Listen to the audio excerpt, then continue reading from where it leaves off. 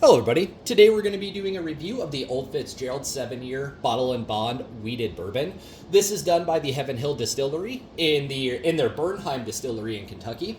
It is a Kentucky straight wheated bourbon, part of the Bottle and Bond Act, so at a minimum 4 years old, this one being 7, a single grain season, and 100 proof, or 50% ABV.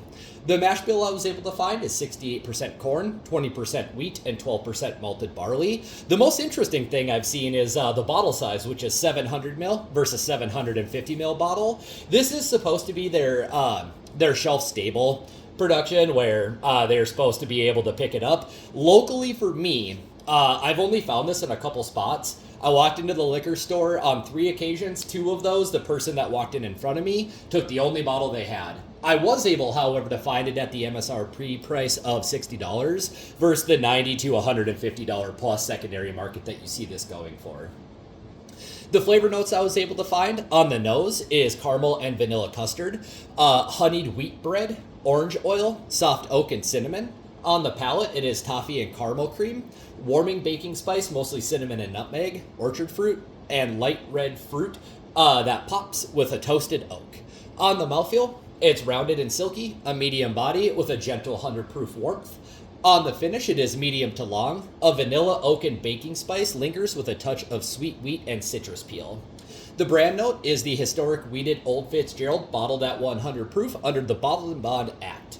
My notes on this is the first experience I've had with Old Fitzgerald, and I was really impressed. On the nose, it is a soft, sweet caramel, more like an ice cream sauce versus like a Werther's Original. It is not artificial in any way. I definitely get that bright orange citrus. I can see the red fruit, but the biggest note I get is cereal and corn forward. If you've ever had like a White Dog mash, like Buffalo Trace releases like their mash bill 1 and 2, if you've ever had that White Dog and you get that aggressive corn flavor, that definitely comes in on the nose and technically on the palate. Not overwhelming, but it is very obviously there. On the palate, a lot of toffee and red fruit. You get the baking spices. I get more cinnamon than anything. But again, those cereal grains, that corn, all of that really comes through. On the mouthfeel, it's silky and coating. Not thick, warming, but not hot. It drinks at 100 proof like you'd expect. The finish is medium to long.